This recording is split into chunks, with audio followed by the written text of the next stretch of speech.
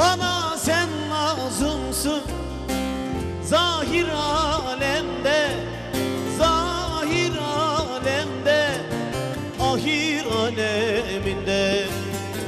Huri isteme, cehennem cenneti sildim tek bir kalemde. Gerçeği sunmaya piri istemem, gerçeği demeyen dost dost piri istemem.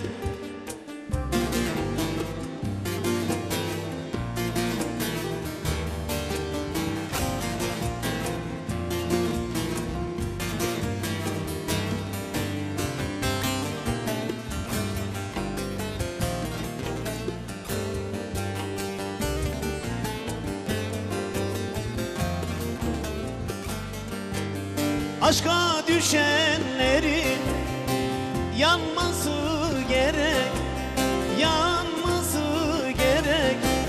Bülbülün dalına konması gerek. Aşk kokusu cana sinmesi gerek. Kokusu sinmeyen dost dost gülü isteme. Kokusu sinmeyen dost dost gülü isteme.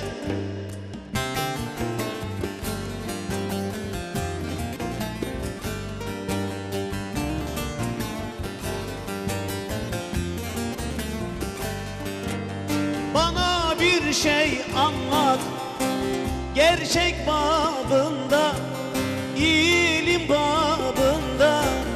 Hurafe tanımam can otağında.